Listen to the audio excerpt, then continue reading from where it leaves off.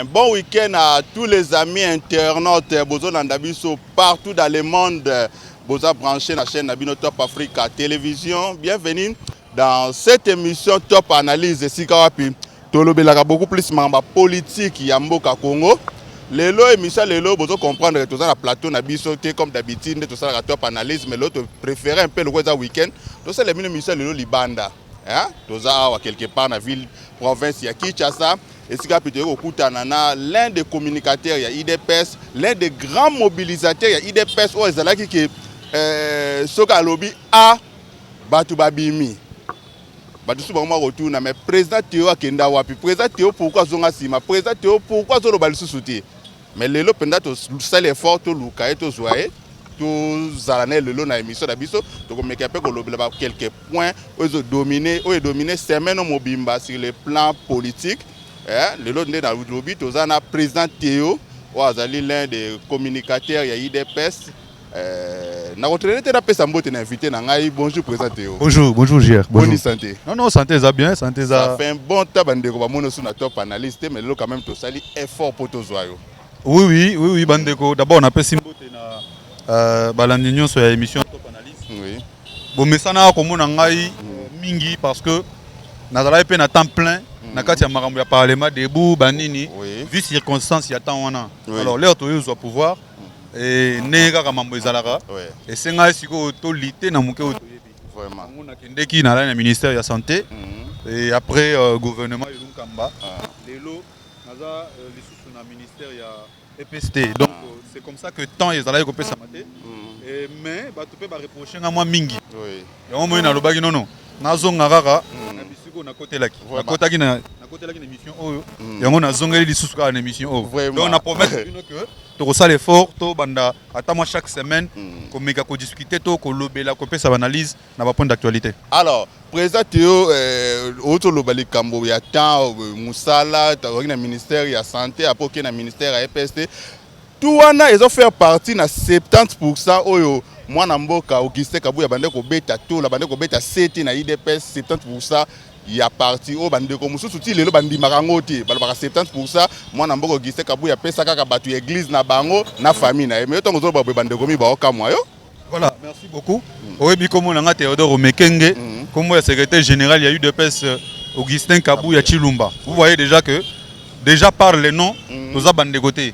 Ngapende zawana naza naza branamiste té. Naza branamiste té. Augustin Kabuya secrétaire général il y a eu des pèses aza branamiste. Na tangu il faut na rappeler loko na tangu ya gouvernement Ilunkamba.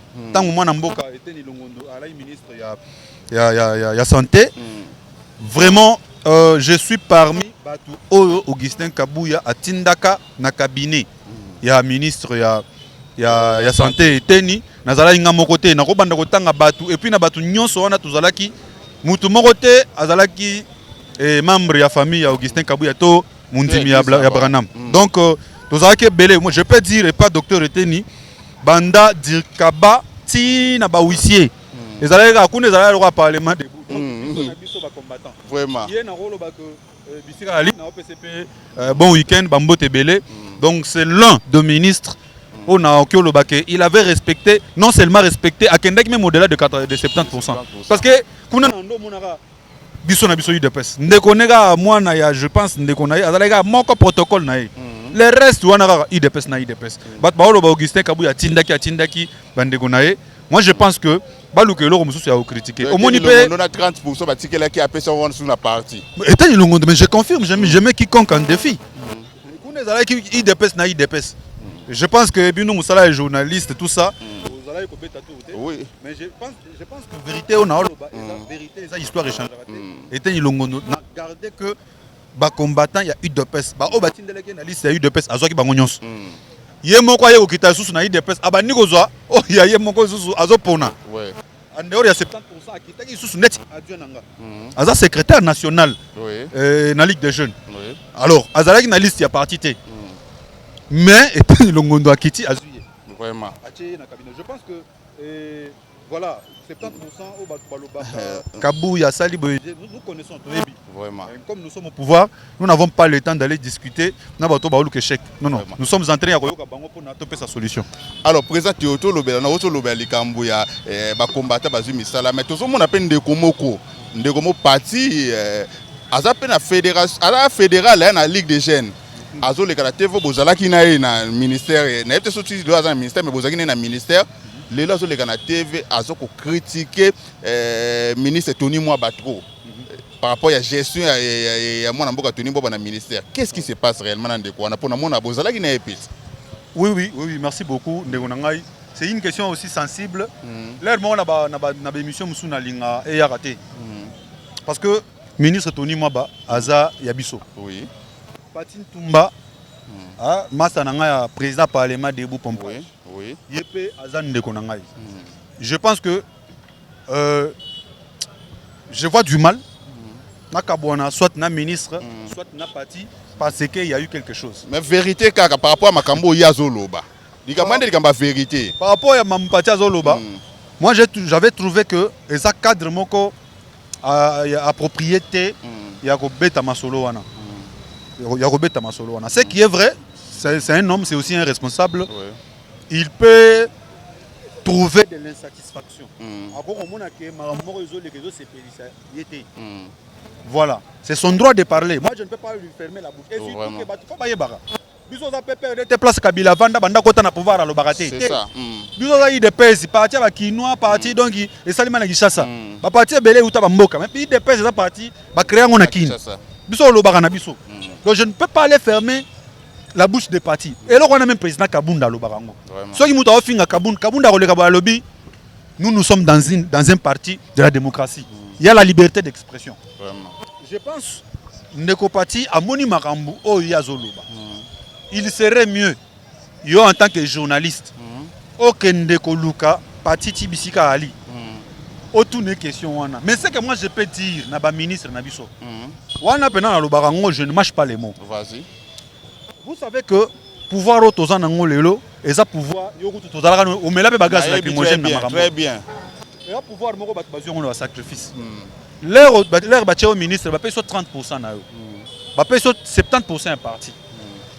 Et pour ba paye so ka pona quota ya cabinet. Et pourtant ministère et ana ba makambo belé ministère ezana bisike belé. Vraiment. Oyo batu okoyi ko tcha même batu na yo. Je demande à nos ministres de donner de l'importance na bandeko oyo ba combattants. Ba combattants ba combattants ba souffrir il y a trop. Vraiment. Ceux qui va passer au combattant na cabinet soyez payé considération ne fût qu'à sentir que à longwe na tangu ya pasi a commis quand même na pouvoir. Vous imaginez que combattant a travaillé. Il s'est pas payé sa maison de $200. A au foot en côté. Vraiment. Siko sera lobby. Non, là j'interpelle aussi nos ministres. Je ne parle pas seulement du ministre Tony Mwaba. Na le bela ministre na biso nyonso. Pour considérer ba combattant parce que ba combattant na batinde libino bango bangonde ba défendre le pouvoir na bino na parti. Vraiment. Ceux qui osent mona combattant zo lokola na lobaka eloko wana. Combattant lokola lianzi. Lianzi ya la kamuke. Mais ceux qui sont na musapi. Donc c'est ça que nos ministres doivent savoir. Tolingi bango mingi. Est-ce que Ndeko Parti Tumba, malgré les réseaux sociaux, est-ce que ça toujours dans le ministère? Le Parti Tumba s'est décidé de quitter. Il s'est décidé de quitter le lui-même ministre. De son propre gré. À lobby à Rozon à Ralissousouté. Pour ces raisons, pour des raisons qui lui sont propres. Ouais. Donc, nous avons ça la commentaire. Alors moi nae, so ngana e toko kutana, wana mambo ya master banini, mais mambo ya musala, il est suspect. Alors, président Théo, tout côté en actualité, lobby, réseaux sociaux déjà, ils allaient qui boucher. Bande qu'on a vu sur impéro, bazaba musicien, basala la musique révolutionnaire, baboaka qui type na banga sika, nini to salité. Une chanson selon d'autres citoyens congolais qui pensent ils allaient qui image, réalité, yambo qu'on a vu depuis l'indépendance style elo. Mais façon de mané yembeli bande ko mususu o bozana bango nakata IDPS balobi comme si yakinze momoko ciblé na bande ko IDPS parce que na chanson na morceau mo balobi ba yebisa ki soso Mobutu alongwe mambo changer Mobutu alongwe mambo changer te ba si so Kabila soka alongwe mambo changer Kabila longwe mais makambo za toujours kokoso réaction attaque combattant IDPS. Oui, d'abord nazo pesa mbote na bandeko ba langa nzembo na biso pona musala bazo sala MPR, je pense que naoka bango en dehors même ya nzembo yo à tout moment ba base nanga au place ko bandi base nanga na tambola na ma radio nanga muke ya Bluetooth. C'est parmi les jeunes talents au nga na yo ka mingi alinga bango et puis nzembo na bango ba yembi ya nini to salité. Je pense nazo ko féliciter bango lisusu. Yo za déranger nango. Non, naza déranger nango te parce que bandeko wana ba yembi nzembo balobi depuis l'indépendance. Ti lelo. Moi ma compréhension na nzembo wana, je ne vois pas pourquoi na rolo ba ke ba yembeli balobaki net place olobi ke balobaki soki Mobutu akei ko sala boy. Soki Kabila akei ko sala boy. Et les ti lezo. Mais place wana pourquoi ça doit nous gêner nous de l'UDPS? Non, parce qu'il y a des discours au bino UDPS bozaka en opposition que le problème il y a Congo Kabila. Sauf que Kabila longwe tout va changer. Mais Kabila longwe bandeko bazo constater que et l'autre changer pour l'instant. Oui, chef de l'État Félix Tshisekedi Antoine asi après sa réponse na eloko bandeko na biso ya MPR après ça bango réponse mais peut-être que ba koza la natan wana bayoka qui était toyebi exigence nini peuple aza nango. Ce peuple a beaucoup souffert. Bazan a raison. Depuis 1960 jusqu'à aujourd'hui. Bazan a raison. Ils vont continuer à souffrir. Alors, difficulté oyo toza nango na Congo eza nini? Vu impatience wana bat bazan nango, ba komi ko kanisa que elo rebebaki depuis au-delà depuis maintenant plus de 60 ans et ko diko bonga d'un coup. Vous voyez? Depuis 60 ans pays et kofi. Alors, bandeko bazo linga lelo biso toye na 2 ans, bala moto bongisango. Non, MPR, bandeko na ngai na linga bango mingi na opesa bango sumbote. Bayeba que ceux qui bazo loba ke bazo continuer à souffrir.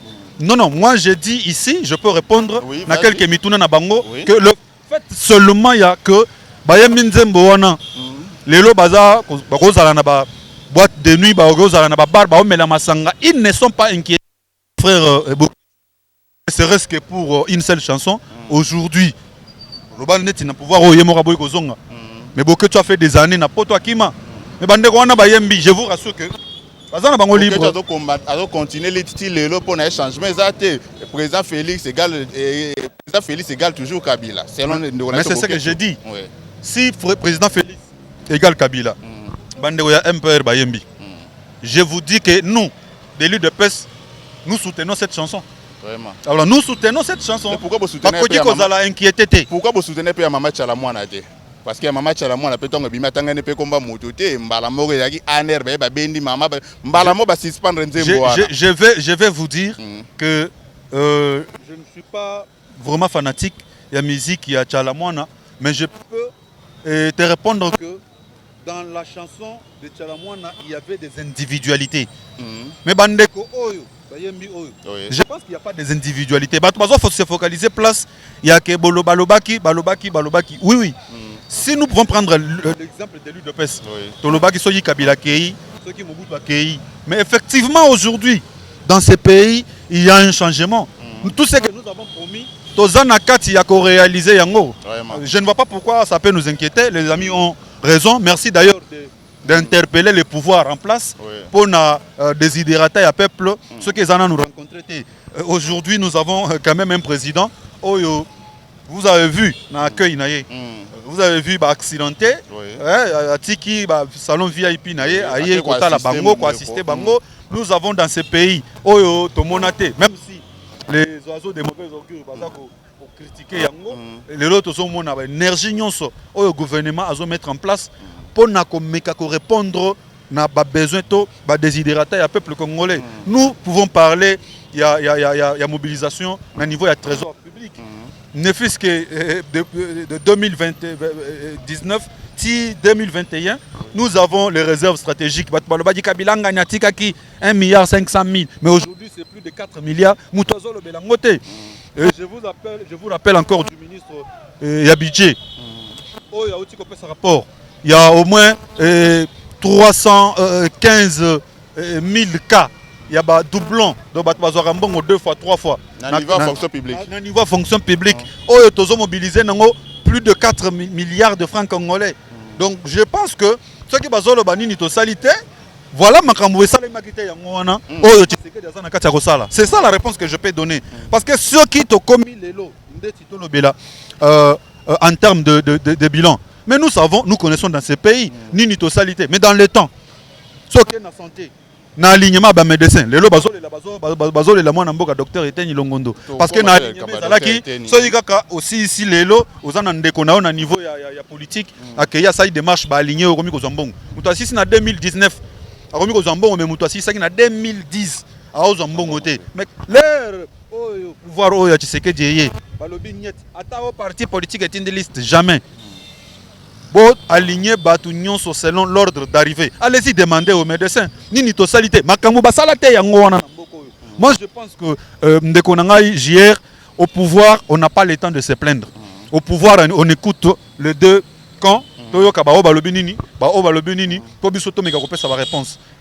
donnons la liberté d'expression à quiconque. Donc voilà. Alors, président, tu as pouvoir les deux camps, de l'autre côté, mais le lobby va critiquer Bino, balobi IDPS au pouvoir, bolingi critique.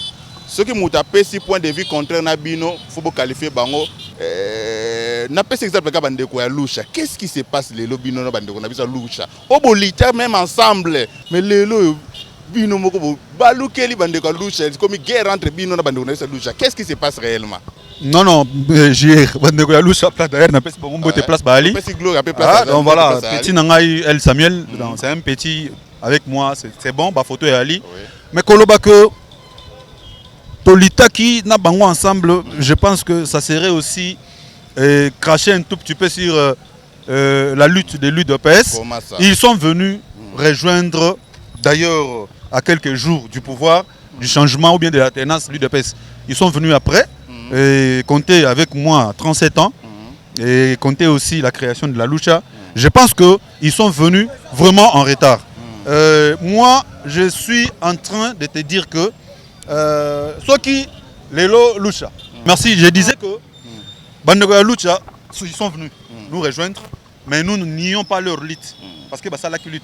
Mais ce qui est marrant, dans IDPS c'est ligne critique. Non, IDPS c'est ligne critique. D'ailleurs, la critique, ils ont vraiment le bienvenu. Mais le problème, c'est que quand les critiques sont emballées des choses qui ne sont pas politiques, ils sont au hôtel Mélango. Je te donne un exemple. Oui, vas-y. Il y a un opposant qui passe à la télé pour dire que qu'est-ce que tu sais qu'il fait. Moussala Neza Kolanda de courir derrière les jupons. Mais imaginez-vous déjà Moutazo peut argument yandengoana. Et nous lui de nous allons laisser. Non. Nos amis, nos frères du mouvement que vous avez cité, Lucha.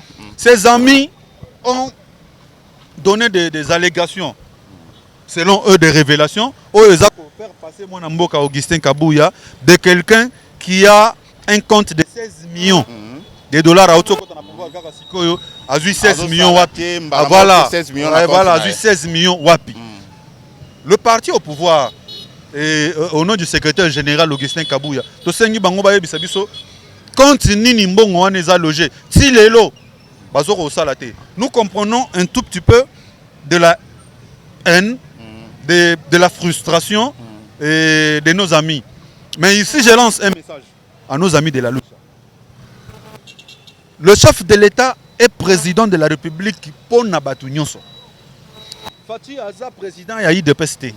Aza président, il y a Union Sacrée Karaté. Aza président, il y a Mouvement Citoyen Mon Côté. Il est président de tous les Congolais. Et gouvernement Zanakati Yakosa est fort Nyonso pour répondre à besoin du peuple congolais. Les membres de la lutte ne sont pas congolais par excellence. Ou bien ils ne sont pas super congolais. Pour un chef de l'État, après ça, une réponse isolée ou bien réponse particulière n'a pas besoin de non, ça nous disons non. Et puis Congolais, mon côté, à permettre le local. Où est-ce que vous savez que même à l'UDPS, il y a des gens qui ont posé des problèmes jusqu'aujourd'hui, pas problème ou et trouvé pas de réponse dans côté. Ça veut dire que le chef de l'État va répondre l'UDPS en donnant la réponse na makambu nyonso o ya ba Congolais. Ce qui est le misala yé, batu nyonso bazu misala. parmi bato bazu misala na bato de PSP barozala et ça bon côté mais ce qui bande qu'on a biso ya lucha balingi chef de l'état à répondre bango na ndenge moko boy bango moko alors leur siko bande ko ya teleme koki ba yé pe na problème ba répondre ba o ba yé d'une manière isolée ba yé chabaye ba non ça ne se passe pas comme ça. Nous sommes partis au pouvoir, c'est nous qui dirigeons. Je vous annonce que dans des cabinets, nous voyons des gens qui ne sont pas des lieux de presse. Ce sont des paisibles citoyens congolais, qui ont une expertise dans un domaine donné. Ministre, on n'a pas servi le Mboka. Nous avons des gens qui ont été des conseillers. Natangou, régime, qui continuent à être conseillers même dans le régime Nabiso. Je pense que conception et Bandeko Nabiso et Lucha, parce qu'ils n'ont pas trouvé des réponses favorables selon eux, demande Nabango, et ils se sont résolus parce que nous avons des révélations. Nous avons des révélations, même quand ils se sont décidés que non, Maramoto Ebisaki Kaboun et Simbité, à partir d'aujourd'hui, tout le monde a attaqué. Non, mais le temps va venir. Le temps va venir, ce n'est pas ici où, je leur ai dit même sur ma page Facebook, il y a Lucha, va comprendre qu'ils sont congolais au même niveau que vous et moi. Réponse au chef de l'État, d'une manière isolée, à répondre à la frustration na bango. Parce que va répondre bisoté. Non. Et puis tu vas répondre à bango. Au moment venu, tu vas répondre à bango. Nous ne cédons pas aux caprices de quelques individus. Non, nous gérons la RDC et nous ne devons pas aller nous focaliser sur un mouvement parce que téléphone, Android, ils peuvent attaquer comme ils veulent. Nous, c'est la démocratie. Et puis, c'est là pour attaquer, libre, partout dans des hôtels. Vraiment. Je pense que ceux qui même a combien plus forte raison, action sur le plan social, économique, tout ça dans le pays. Président Théo, il y a 16 millions. L'information a déjà circulé. Si les réseaux sociaux qui vont faire 16 millions de compte, il y a moins d'Amboka Augustin Kabouya. Alors c'est mieux d'ailleurs de quoi pour préciser Bandeko Bazolandabiso. Est-ce que moi Namboka Augustin Kabouya a qui interpellé na niveau ya ANER pour battre makambo ya 16 millions et qui se retrouver na compte na et puis et se retrouver ndenge nini na compte secrétaire général IDPS au moment azo salaté azo gérer juste parti à se retrouver na 16 millions de dollars na compte na. Et d'abord, je ne sais pas pour répondre à sur le Bissiko sur les 16 millions parce que je te confirme ici que l'affaire 16 millions est à l'Okuta. Ce sont un montage créé de toutes pièces na adversaire politique. Il y a Elan Oyo, moi Namboka Augustin Kabouya Zakozwa sur le plan il y a leadership Namboko et Oyo Monique. Pourquoi pas moi? Pourquoi seulement Kabouya va créer bilo qu'on a bango, va comme proposer yango sur les réseaux sociaux, bazolo belango et Augustin Kabouya n'a pas gardé sa langue dans la poche. Il avait bien dit que Oyo Azana preuve ya banque Oyo les 16 millions sont logés aya nango biso to kende ko se justifier. Si lelo et bandeko Oyo ba meka et puis bango moko moninga batiki yango. C'est juste des gens qui sont frustrés nasi na lobby. Que batwana ce sont des frustrés. Bakanisaki oza pouvoir lokola pouvoir bokei botoki mbongo à l'état obandi ko sombela ba makangu ba appartement na ba GB. Imaginez-vous aujourd'hui du temps de Kabila il y a des familles oyo ba faire étudier bana na bango batini ba mususu na ba poto ba sombi banda kwa minene na mboko yo grâce à escroquerie.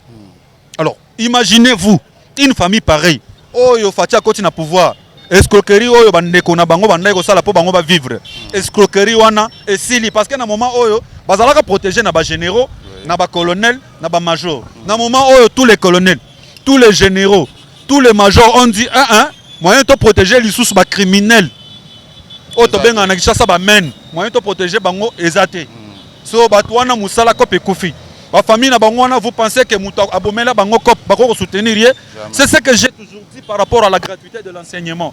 La majorité des promoteurs et des écoles privées ce sont les cadres dans le secteur de EPST. Bazalaki ko vivre bongo. Bazalaki na ministre oyo azalaki ministre na par exemple yande ko na biso vient na biso Willy Bakonga. Yemoko ministre mais yemoko promoteur de école privée. Vous pensez que mutandenge wana ko soutenir gratuité et comme pena bana bako motango fele? Non, j'y il y a certaines choses qui sont parce que parti au pouvoir, bangonde boy. Non. Namboko yo, j'ai le vertical vite. Et ça va qui remplit na ba makangu bana ba 16 ans bana ba 17 ans oyo miyibi ya mbongo ya leta balojaka bango na ba GB lelo kope ya miyibi wana ekufa ba famille ba oma olala nzala parce que ba mesana ka bongo des années na koyiba mbongo ya leta lelo bakomi ko souffrir. Vous pensez que ba famille na bango nyonso oyo eza na bakatanga oyo eza na ba mbujimai oyo eza na ba bandundukuna ba vivaka na mbongo ya ndeko na bango ayibaka na kesa leta ba famille wana ba ko soutenir Tshisekedi? Non non, nos amis de la Lucha, parlons-en. Nous savons comment ils ont utilisé la victimisation dans ces pays pour pas qu'ils les États-Unis, pour pas qu'ils boye. Mouta pesaka bango tawana et à Joseph Kabila parce que Kabila n'avait pas compris. L'erreur de Kabila avait été faite aussi par Mobutu. Mobutu pensait que nandenga konyoko la Tshisekedi, nandenga ko kanga Tshisekedi, ko reléguer chez bango na kabe akama ngabisika na otiko visiter. Akanisa que Tshisekedi a aussi là. Nzokande il était en train de fabriquer un leader sans le savoir. L'UDPS, Biso Kabila ye. Na place à comprendre que Mobutu était en train de gaffer, Kabila s'est permis à rozonga na ba même erreur. Ya konyoko la UDPS, ko kache biso, ko sala buzoba. Nasuka nango Kabila a formé des leaders, nous sommes là. Et nous leur tosi pouvoir. Hier je te dis, ba mal bouche wana nyoso to ki para ngote. Nous on ne fabriquera jamais des leaders en politique. Tu n'es pas leader, tu n'es pas leader. On ne peut pas arrêter quelqu'un parce qu'il a marché. Non. Nous ne pouvons pas arrêter Fayoulou parce que alobaki bozo babo alobabongo azolu kabaka ngai asala kombo to kangayete. C'est inutile. Mutu nyonso asala kombo na ndenge na ye. Il faut pas venir derrière l'UDPS. Tout ça la boye, j'ai parlé de la lucha. Il voyageait avec Glencore et tous ses partenaires, tous ces multinationaux. Au bazala ko pesa bango mbongo, soka kangi photo, marche ba sala ngona ba selfie. Nous peut poiton boza na opposition même Glencore wana. Ba chaki biso poité. Financer bino na opposition pour bota bosa l'opposition contre Joseph Kabila. Ndeko na ngai JR na lobby hein. L'UDPS n'a jamais été financé par une institution étrangère quelconque, jamais. L'UDPS a été financé par les Congolais. Congolais avant na poto amoni que non papa Tshisekedi a la lutte ya malam atindele $1000. Oui, on accepte. Mais pas par part des institutions, il y a des multinationaux na o bayaka apona koyiba diamant na or ya mboko. Non non, l'UDPS nous avons fait notre lutte. La lutte nous ne nions pas, mais nous savons comment ils ont œuvré avec Otobengaka victimisation. Musala soki marche bakangi photo nga baboki nga loboko nga mbongo ezalai koya. Nga ona oloba awa. Nos amis des balais citoyens me connaissent. Nos amis de la Lucha me connaissent. Tozala ina bango même dans des réunions. Vous savez que Naza promoteur, Nazali fondateur il y a mouvement Otobengi les héritiers de la lutte de Tshisekedi pour le changement. Oui, oui. J'ai été dans des réunions avec ses amis. Et l'onyo ba omona tina oloba boy na bango nyonso am tawa telema à répondre nga ils connaissent la force de ces messieurs. Nazwa Lucha, je vais te donner des photos. Nazwa Lucha, Nazwa Echa. Je les ai amenés jusqu'à la permanence de l'UDPS. Bango va prendre hymne du parti à UDPS grâce à Théo. Ils savent, mon petit Samuel, Christian Loumou de Echa et les autres, mais ils savent que pour mobiliser, Batuna Bango faire passer un message na Bango, je suis l'unique oyo se permettra aux Bango comme Bango na parlement debout oyo za UDPS. Nos amis doivent comprendre que politique il y a victimisation et c'est silly. Politique ya Tshisekedi akanga bango po ba multinationaux batindela bango mbongo et c'est silly. Ils doivent s'adapter avec la nouvelle donne politique. La nouvelle donne politique est anine. Mamba dictature est silly. Makamia okanga batu est silly. Bandeko ba s'adapter. Ceux qui va s'adapter te ba kozalaka na ma ya misu na bango pour s'exprimer. Ça j'insiste. Vraiment. Alors, président Théo, continue l'émission à Bisso, tout le Belasiko arrivé à président de la République Félix Tshisekedi après voyage à Israël, les cas qui na réunion na conférence réunion G8 après baké COP 26, président de la République a awa IDPS na quelques partis une sacré mobilisé pour bloquer même l'Assemblée nationale pour Yamba chef de l'État.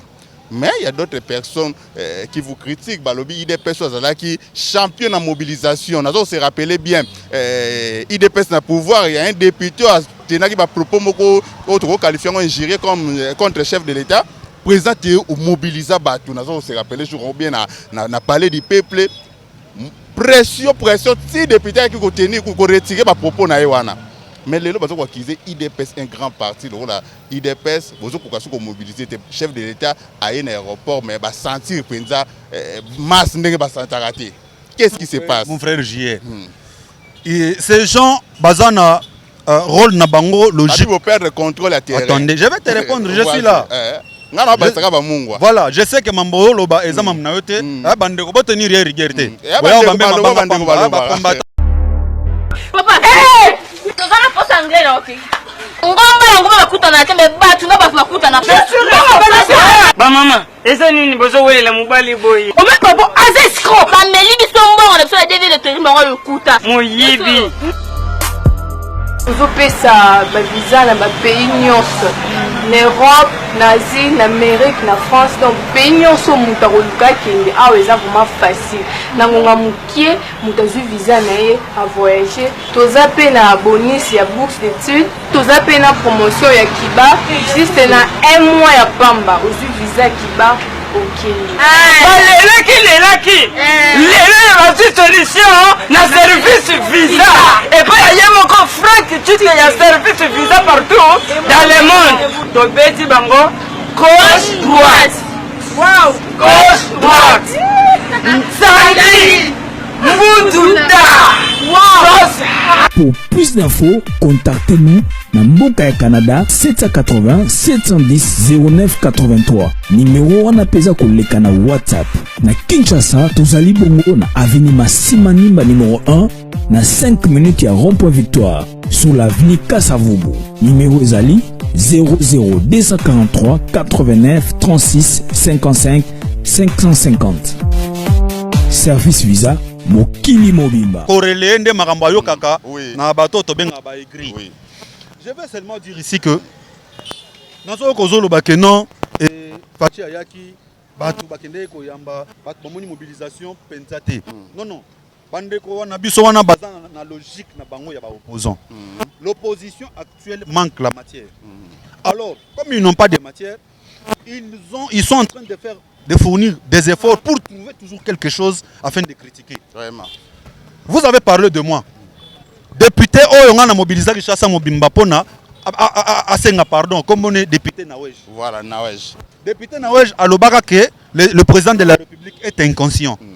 Collectif il y a parlement debout, il y a pas pionnier, il y a pas doyen, il y a parlement debout to sangana na botour, to lancer communiqué na Facebook.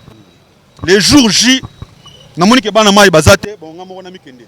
Na mobilisa banda permanence ti palais du peuple on a ba image. Oui, ba image na force ya Top Africa, oui. Au mona force ya muto. Wana toza ne loroté. Wana toza rutu et ba to sala raté.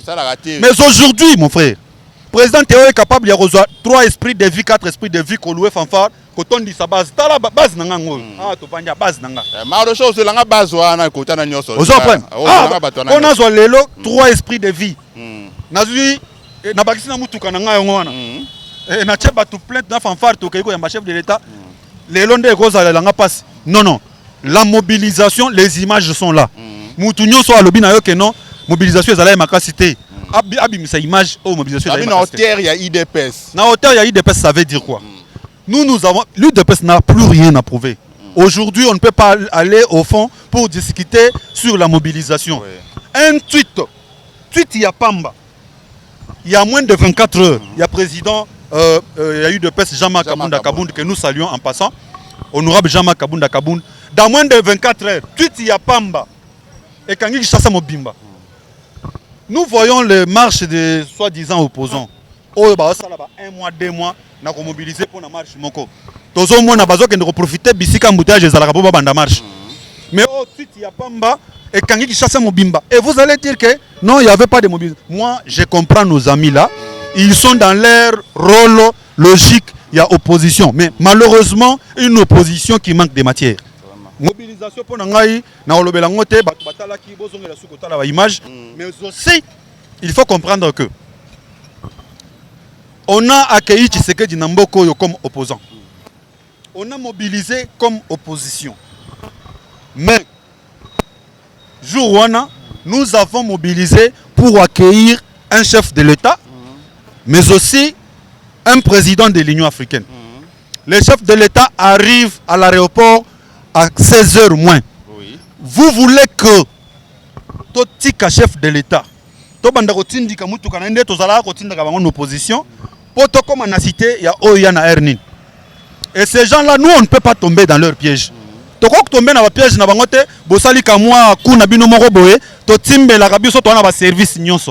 le chef de l'État, on l'a accueilli. il a fait le pied. Place au Sala Makolo, Ayena Batu Malembe Malembe, mais à un certain niveau, pour sa sécurité, comme chef de l'État, et Seigneur Nyata, c'est comme ça que Biso Batamakolo. Tu tires là qui te libéré pour sa sécurité, donc voilà tout ce qu'on peut dire, et on n'a pas envie d'expliquer à qui que ce soit. Parce que tout ça, quand on a voyage à chef de l'État, tout le monde tweet il y a moi dans Mboka Set qui est candidat malheureux dans l'élection 2018. À lobby, comment beaucoup y a mobilisation niveau pour un voyage à chef de l'État à revenir avec 500 millions de dollars au moment où tout le monde en Afrique d'ici, on est en Afrique d'ici, au Bazui, na même voyage Bazui 8 milliards, mais jusque là Bazo contesté en haut, mais biso tout c'est là pour 500 millions et puis na quelques photos au Mokonzamboka à Kangina Joe Biden. Au jusque là, Mokonzamboka n'a pas bien la Maison Blanche, mais juste pour na quelques photos, il y a mobiliser les Mboka Ndengwana. Na ko répondre yo na que na tweet ya mwana mboka Seth Kikuni, il est aussi candidat malheureux dans l'élection. Quand il parle de l'Afrique du Sud au concert des nations, hein, vous devez savoir que l'Afrique du Sud a gardé ses bonnes relations et au concert des nations, l'Afrique du Sud avait et continue à avoir sa place.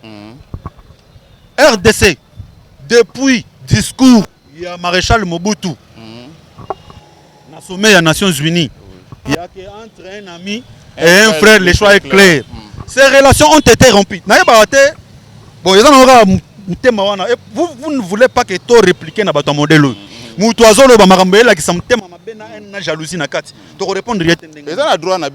Voilà. Maintenant, depuis maintenant 20 ans ou 25 ans, RDC est perdu place dans le concert des nations. Aujourd'hui, nous revenons dans les concerts des nations avec Mwanamboka Félix Tshisekedi. Ces voyages, vous avez eu les comptes rendus du gouvernement, les porte-parole du gouvernement a parlé de 4 milliards. Silence radio. Je pense que Neko Seth Kikuni devra recadrer sa politique pour se faire encore un nom. Parce qu'au niveau déjà des postulés comme président de la République, il devrait garder sa barre un peu haut. Là, il est en train de descendre trop bas. Je ne sais pas s'il aura encore la chance d'être voté même à une seule voix. Parce que il descend encore trop bas. On a un homme d'État qui envisage gérer le pays. À ce niveau, il y a bassesse, je pense que l'Europe ses chances de soutenir. Voilà, petit à petit, comme on a souka émission, président Théo Oza quand même dans le ministère, il y a EPTST.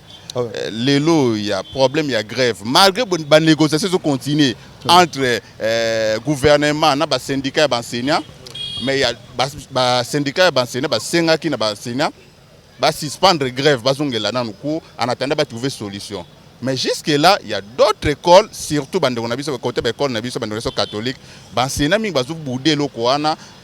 il faut que clair avant de reprendre le sa cours. Il y a un ministère, il faut interpréter en Voilà, merci beaucoup, Ndeko JR.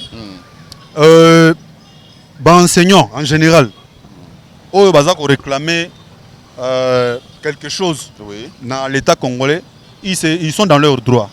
Ils sont dans leurs droits. Mais aussi, vous devez savoir que en RDC, nous constituons une seule famille. Vraiment. Et la famille, pour qu'elle ait une réussite, ils ont un sacrifice. Sacrifice car il y a chef de l'État. Sacrifice il y a yo journaliste, sacrifice il y a moi no azote kamai, sacrifice il y a o azo ko tangisa, sacrifice il y a o azo ko bula moto to mutuka. Donc à tous les niveaux de la vie.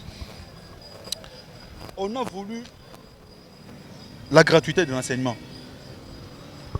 Et ça n'a pas effet positif nango. Et ça n'a pas effet induit nango. Enseignant au déclaré Mbongo, l'État congolais avait déjà accepté, mais il leur avait dit que Akobanda Kobakisa Ndambu Ndambu. Bayokite, Balingite. C'est comme ça que le ministre de tutelle s'est décidé.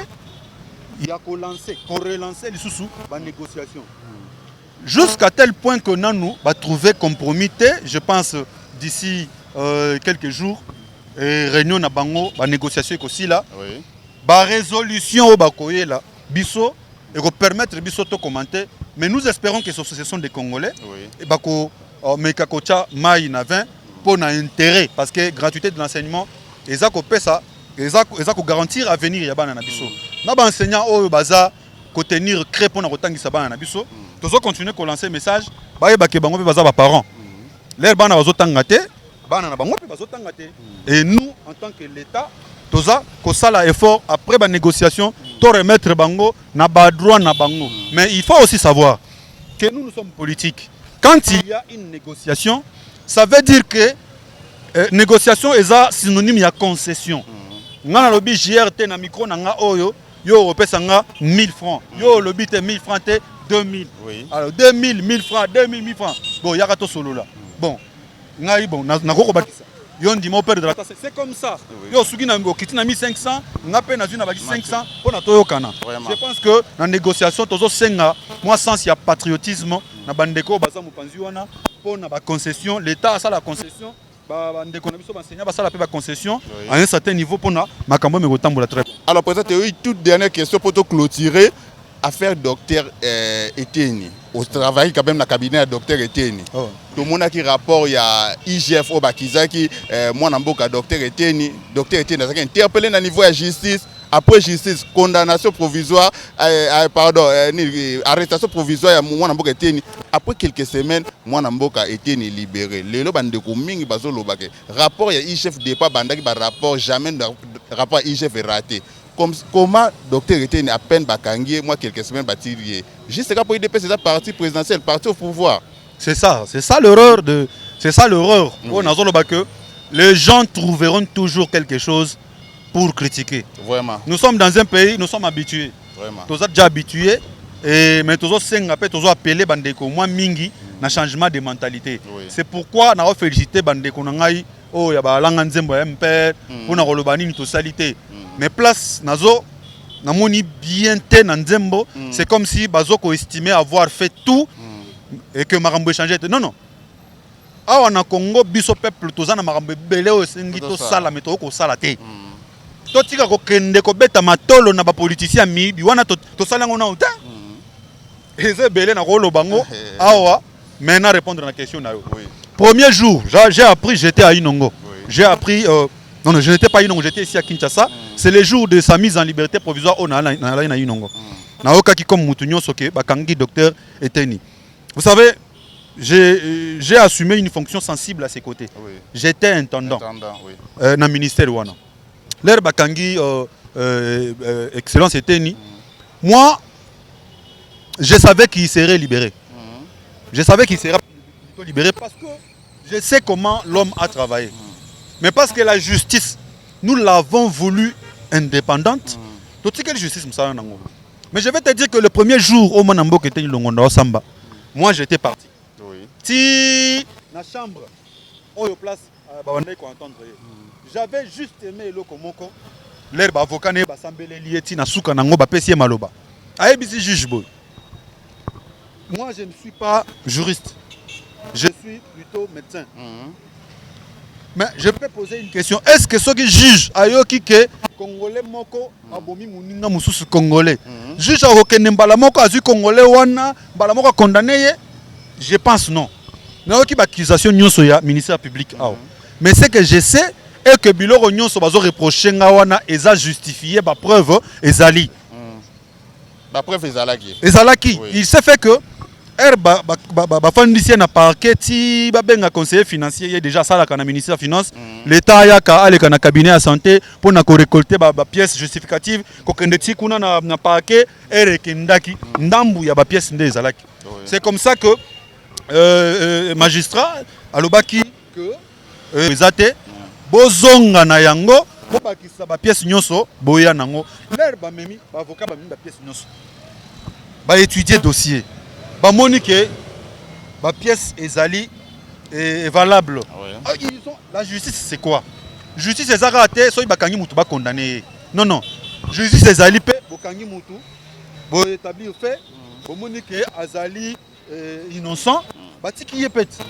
Au hasard, pour reconnaître quelque chose, Bokangi, au hasard de Dante, c'est ça. Vous avez parlé de l'IGF. L'IGF fait son travail. L'IGF n'est pas juge. Alors, IGF a osala musala nae. Soka Monique ezana ba fait ya mes gestion. akendaka nango na justice. C'est la justice qui sait que ici il y a eu détournement ou pas. Ceux qui bamoni qui ont détourné zaté. Bon. Le rapport à IGF na Congo est considéré ma casse tout le monde même na loi là-bas so ba destituer moi na mboka Richard Mouyej. Il a juste un rapport à IGF ba député professeur ba se saisir na rapport ka IGF yango ba destituer les gouverneur ya loi là-bas moi na mboka Richard Mouyej. C'est ça ce que je dis. Oui. Ici dans le pays le rapport de l'IGF est acclamé quand il arrête quelqu'un. Oui. Quand ce rapport fait destituer quelqu'un, rapport aux Amalam. Mais quand le rapport lave quelqu'un, il devient mauvais. Non, non. Rapport, il y a IGF à Soukaka, na niveau, il y a gestion. Na niveau, na yeso amonique, non, non, ici, il faut déposer la justice. À déposer la justice. C'est la justice qui établit les faits. S'il y a. Les faits sont démontrés visiblement qu'il y a vraiment culpabilité et vraiment justice et condamné. Mais pour le cas des docteurs Etienne, il n'y a rien du tout. Alors, où est le problème? Moi je pense que dans cette polémique sur ce côté, c'est parce qu'il est d'élu de PES. Non, non. Kamere est notre allié, directeur des cabinets du chef de l'État. Il est condamné. Il est condamné. Je pense il est de l'INC, il n'est pas de l'IDPS, il est de l'INC. Vous savez que nous avons pris le pouvoir en étant en alliance avec l'UNC. Ce n'est pas un partenaire qu'on peut négliger aujourd'hui. Voilà. Vous ne savez pas, aux Anamboko, aux journalistes, Oyebi n'a pas fief nyoso, il y a UNC. Tu sais ce qui s'est dit. Et vous pensez que l'UDPS est content pour la caméra Zana Boloko? Non, non. C'est peut-être un partenaire aussi privilégié que nous avons perdu. Mais parce que la justice est au-delà de tous, est au-dessus de tous, nous inclinons. Et les amis de l'UNC ont compris, nous continuons à être en coalition. Vous voyez les ministres de l'UNC dans les gouvernements, donc le Ramabé est entre Bisson et l'UNC. Vraiment. Voilà, tout comme vraiment na souka ya émission na biso présenter un dernier mot na bandeko balandio. Na bandeko nyonso o balandinga.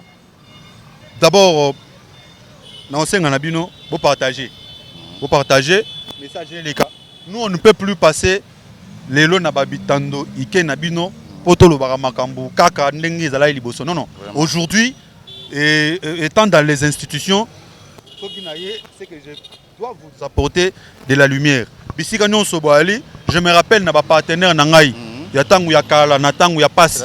Ah donc ba partenaire na ngai, nyonso je me rappelle na ndeko na ngai Mboui, aux États-Unis, maman Nangayo à Londres, maman Komboeke Musika, mais je pense que Natang il y a pas si maman Anifa à Londres, Natang toi là il n'a pas si et au senti pendant $200 et outil poto. Mutoye bioté, car pour la lutte au sale, pour nous soutenir Mboka, batinde le président Théo na musalo salaire $500, nulle part ailleurs, maman Anifa. Bisika Ozali, ma bande connaissance en France, en Afrique du Sud, en Tanzanie, en Zambie, il y a bien le président Théo Yeyo, mais nazo le belo komoko. Congo totika sentiment. Nini to salité, to changer dans nos mentalités. Ce qui est là, les malam to beti maboko, ce qui est ma bête lobby. Biso na pouvoir to ozela, bo me kapé koye bisabiso que te a ezamabe, sans parti pris, sans haine, biso to royoka. Mais ce qui ba interpellation na bino et zalana mutema mabe na kati.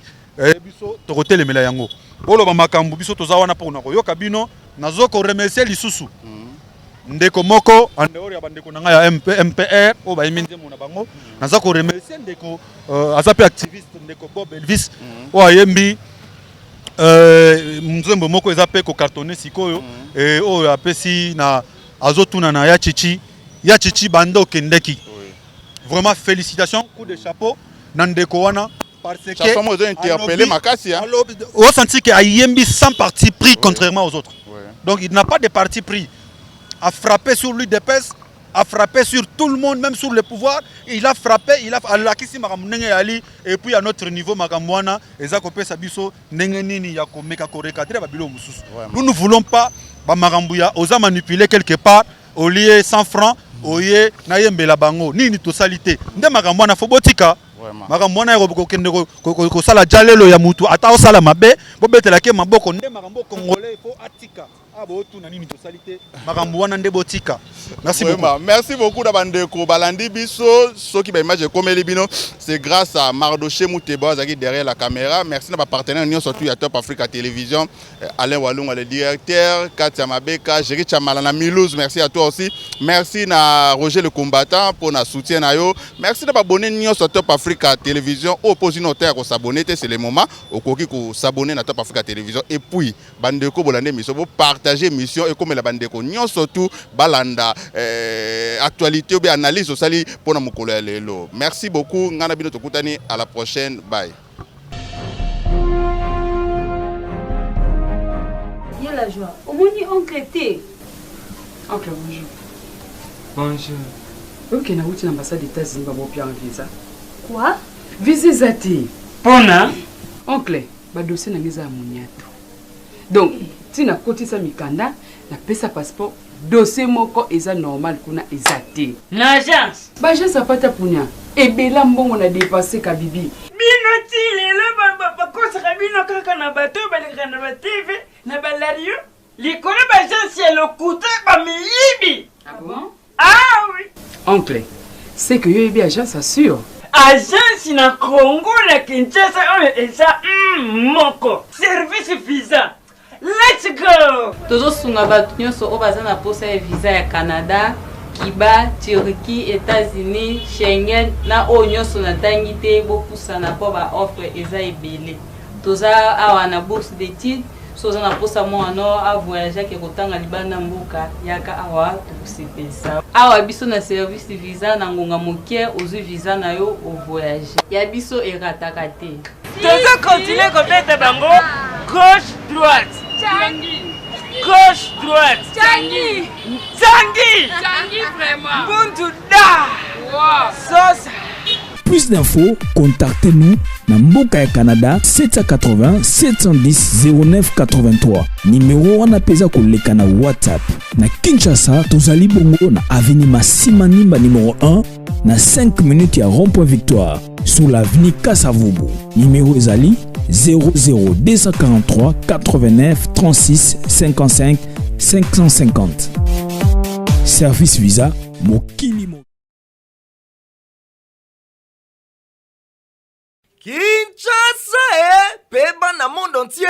Bonne nouvelle pour na bino yangoyo pona yoza koluka kosomba ndaku to lingi koteka ndaku to lisusu oza koluka ndaku ya kofutela to pe oza na ndaku kasi olingi otongisa komitungisa lisusu te o pon solution ekuba na makambo nyonso oyo yangoyo agence RDC immobilier eye ememeli bino ba solution oza na besoin ya kosomba ndaku ata place commerciale terrain propriété concession pe misusu agence na bino yangoyo ekotia na disposition na yo be expert en immobilier pon na bino oyo bolingi kotekisa ndaku to bien immobilier moko yoka toza na réseau moko privé ya makasi na ndenge kosakana te na kati pe libanda ya mboka oyo eza kosala ke tozo client vite fait pona bino ponda yo oza koluka esika ya kofutela neti na place commerciale appartement flat hotel ezala ndaku oyo eza na biloko nyonso deja na kati to te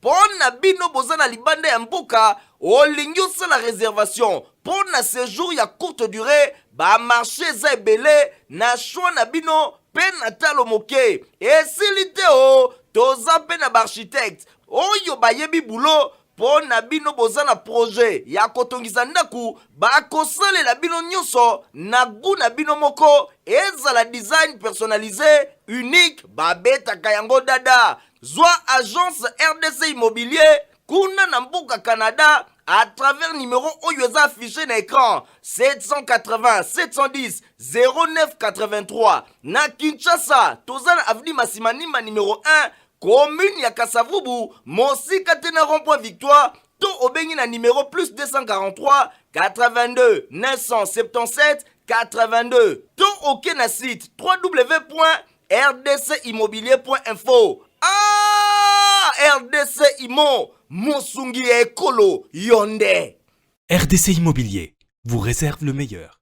Maison Cheat FSI est une compagnie de dépannage pour des problèmes de réseau et de système informatique. Nous pouvons installer ou dépanner toutes les versions de serveurs Windows dans l'ordinateur. Nous pouvons également vous aider à installer et à configurer des périphériques réseau ainsi qu'à résoudre tous les types de problèmes dans le PC. Dans votre ordinateur, nous pouvons aussi vous aider à installer ou désinstaller les programmes, périphériques ou pilotes, supprimer des virus dans les logiciels, nettoyer les fichiers inutiles, diagnostiquer les problèmes et tout autre problème informatique. Nous sommes aussi des professionnels certifiés à créer des sites internet. Et nous pouvons vous aider à créer le site web pour vos blogs privés ou pour vos entreprises, etc. Nota bene, l'assistance support réseau et informatique peut se faire à distance. Peu importe où vous êtes, nous sommes là pour vous aider. Pour plus d'informations, contactez-nous au Canada sur le 780 710 09 83. À Kinshasa sur le 243 89 36 55 550. Email cheatfc@gmail.com. À bientôt.